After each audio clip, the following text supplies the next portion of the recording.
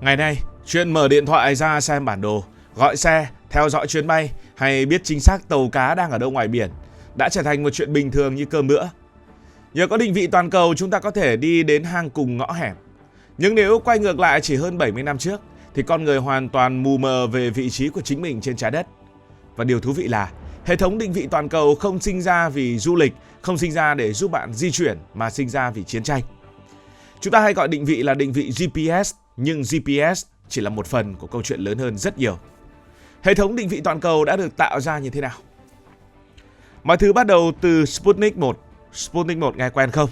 Đây chính là vệ tinh nhân tạo do Liên Xô phóng lên. Năm 1957, Liên Xô đã phóng thành công vệ tinh nhân tạo đầu tiên của loài người, Sputnik 1. Về mặt kỹ thuật, nó rất đơn giản. Nó chỉ là một quả cầu kim loại nặng hơn 80 cân, phát ra những tiếng bíp bíp đều đều xuống trái đất. Nhưng về tâm lý và chiến lược, nó là một cú sốc cực kỳ lớn đối với Mỹ và phương Tây. Lần đầu tiên trong lịch sử, con người nhận ra một điều, có một vật thể nhân tạo đang bay ở trên đầu mình, vượt qua biên giới quốc gia mà không ai làm gì được. Trong lúc giới quân sự Mỹ còn đang hoang mang, thì các nhà khoa học lại chú ý đến một chi tiết rất nhỏ nhưng cực kỳ quan trọng. Tần số tín hiệu của Sputnik thay đổi khi nó bay qua đầu người nghe. Gọi là hiệu ứng Doppler, thứ mà trước đó người ta chỉ để dùng nghiên cứu sao trời. Và từ sự thay đổi tần số, họ làm được một việc tưởng như không dễ, đó là tính ra chính xác quỹ đạo và vị trí của vệ tinh. Thế rồi người ta lại suy nghĩ ngược lại, nếu ta biết vị trí của vệ tinh thì liệu có thể tính ngược lại được vị trí của người đang đứng trên mặt đất hay không? Đó là khoảnh khắc hệ thống định vị vệ tinh được thai nghén. Sau này thì Mỹ cũng nhập cuộc. Đầu thập niên 1960, Mỹ đã bước vào giai đoạn căng thẳng của chiến tranh lạnh. Lúc này sức mạnh răn đe hạt nhân không chỉ nằm ở bom mà còn nằm ở tàu ngầm hạt nhân mang tên lửa đạn đạo. Vấn đề là tàu ngầm thì hoạt động sâu dưới đại dương, không thể dùng bản đồ bình thường và chỉ cần lệch vị trí vài trăm mét, tên lửa hạt nhân có thể bắn trượt hàng chục km. Thế là lại cần phải định vị. Và thế là Hải quân Mỹ đã cho ra đời hệ thống định vị đầu tiên. Hệ thống này có tên là Transit. Transit hoạt động một cách tương đối thủ công so với ngày nay. Tàu ngầm sẽ phải đợi vệ tinh bay ngang qua vị trí của mình, sau đó thì thu tín hiệu và dựa vào những tính toán để mà biết vị trí của tàu ngầm. Nghe thì cũng rất là thú vị, nhưng có một vài nhược điểm chết người như thế này. Thứ nhất là không định vị được liên tục, hay là có những khi phải đợi hàng chục phút mới xác định được vị trí của mình. Với chiến tranh hiện đại, hàng chục phút là quá chậm. Thế là năm 1973, Mỹ quyết định làm một việc rất táo bạo, tạo ra một hệ thống định vị hoạt động 24/7 và hệ thống này sẽ phủ kín toàn bộ trái đất, không phụ thuộc vào thời tiết, không phụ thuộc vào ngày đêm và cũng không phụ thuộc vào vị trí. Dự án này mang tên Global Positioning System và gọi tắt của ba chữ cái đầu tiên là GPS. Điểm cốt lõi của hệ thống này đó là mỗi vệ tinh GPS sẽ mang theo một đồng hồ nguyên tử. Đồng hồ này chính xác tới mức sai lệch 1 giây chỉ sau hàng chục nghìn năm và mỗi tín hiệu đều được đóng dấu thời gian cực kỳ chính xác.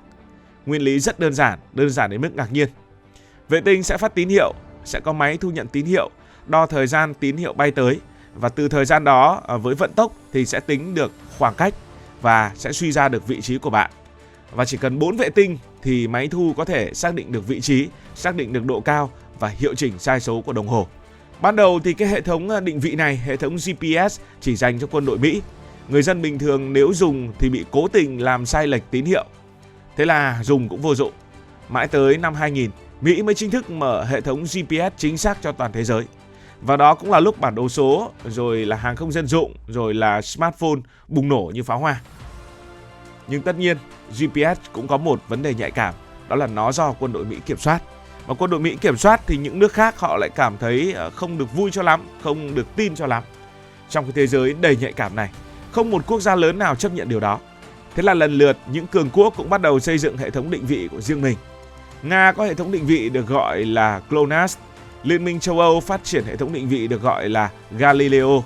Trung Quốc xây dựng hệ thống gọi là Beidou. Nhật Bản cũng có hệ thống của riêng mình và Ấn Độ cũng có hệ thống của riêng mình. Mỗi một hệ thống có triết lý riêng nhưng mục tiêu chung thì chỉ có một mà thôi. Đó là không để vận mệnh quốc gia phụ thuộc vào nút bấm của nước khác. Vậy còn cái điện thoại của chúng ta thì sao? Điện thoại là một trong những thiết bị định vị phổ biến nhất ở trên hành tinh ngày nay. Và ai có điện thoại thì chắc chắn cũng phải sử dụng hệ thống định vị ở trên điện thoại rồi. Một trong những hiểu lầm phổ biến nhất của thời đại smartphone đó là điện thoại cũng dùng vệ tinh GPS để xác định vị trí. Cái này thì đúng nhưng mà chỉ đúng một nửa. Trên thực tế, điện thoại của bạn không trung thành với bất kỳ một hệ thống nào cả. nó không thờ GPS, không đứng về phe của Mỹ, của châu Âu hay Trung Quốc. Nó chỉ là một việc rất đơn giản và rất thực dụng. Bên nào tốt hơn thì nó dùng.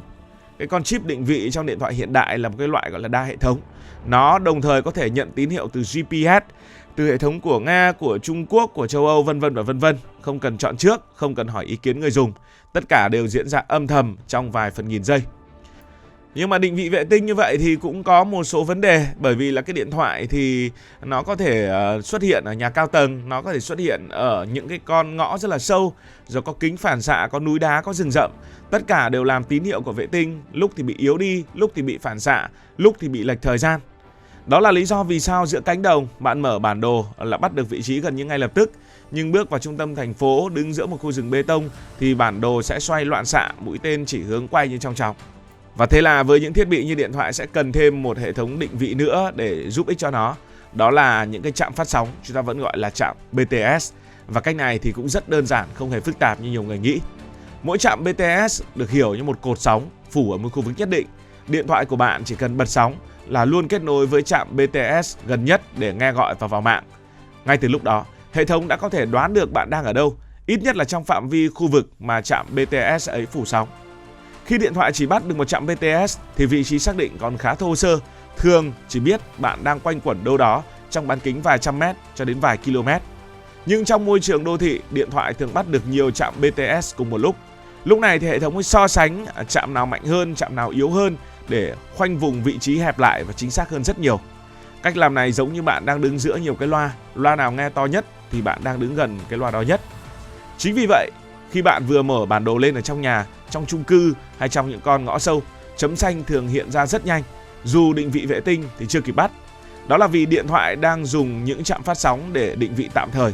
Cách này không chính xác đến từng mét như GPS, nhưng lại có ưu điểm là rất nhanh và rất ổn định, không cần nhìn lên bầu trời và không cần tín hiệu vệ tinh mạnh. Trong thực tế, điện thoại không bao giờ chỉ dựa vào một cách duy nhất, nó luôn kết hợp nhiều nguồn cùng một lúc. Có GPS thì dùng GPS để vị trí chính xác, GPS yếu thì dựa vào những trạm phát sóng để biết vị trí tương đối, và nếu có thêm Wi-Fi thì độ chính xác lại được cải thiện thêm. Nói nôm na, điện thoại giống như một người đi đường khôn ngoan, lúc thì nhìn biển báo, lúc thì hỏi những người xung quanh, miễn sao biết mình đang đứng ở chỗ nào là được. Ngày nay, định vị vệ tinh chính là xương sống của thế giới hiện đại. Chúng ta thường nghĩ định vị vệ tinh chỉ để dẫn đường mà thôi, nhưng đó chỉ là cái phần nổi, tức là cái phần gắn với những hoạt động bình thường của bạn.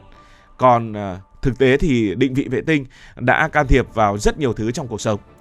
Giả sử như thế này, nếu một ngày nào đó toàn bộ hệ thống định vị vệ tinh biến mất, không phải vĩnh viễn mà chỉ cần một ngày thôi, thì thế giới chắc chắn là sẽ không nổ tung, nhưng sẽ rối loạn ngay. Hàng không thì máy bay không rơi ngay nhưng mà cực kỳ căng thẳng. Máy bay không rơi xuống biển nếu mà mất GPS, nhưng mà hệ thống hạ cánh ở trong sương mù trở nên khó khăn hơn nhiều. Rồi là khoảng cách an toàn giữa các máy bay sẽ phải giãn ra, rồi là lưu lượng bay sẽ bị giảm mạnh. Điều đó đồng nghĩa với việc các chuyến bay sẽ bị delay nhiều hơn, sân bay sẽ bị tắc nghẽn và chi phí sẽ tăng vọt. GPS ở đây giống như con mắt thứ ba của phi công và kiểm soát không lưu.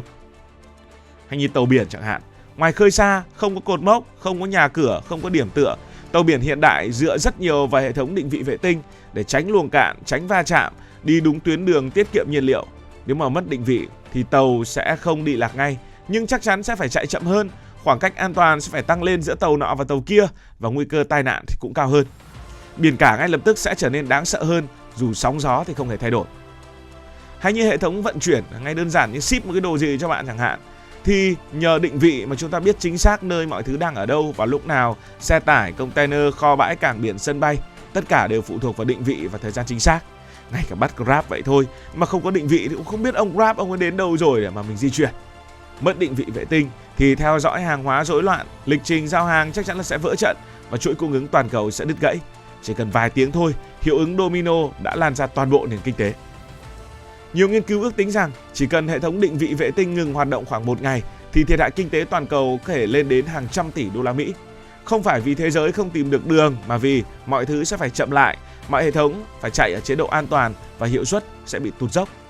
Định vị vệ tinh là một trong những hạ tầng quan trọng nhất của thế giới hiện đại, nhưng chúng ta không nhìn thấy được, không sờ được, không ai để ý khi nó hoạt động bình thường. Chỉ đến khi nó trục trặc, con người mới nhận ra rằng cái thứ vô hình này đang giữ cả thế giới vận hành trơn tru. Cảm ơn vì đã quan tâm theo dõi câu chuyện này. Nếu cảm thấy thú vị, bạn có thể nhấn nút đăng ký kênh, bật chuông thông báo và chia sẻ. Còn bây giờ thì xin được nói lời chào, tạm biệt.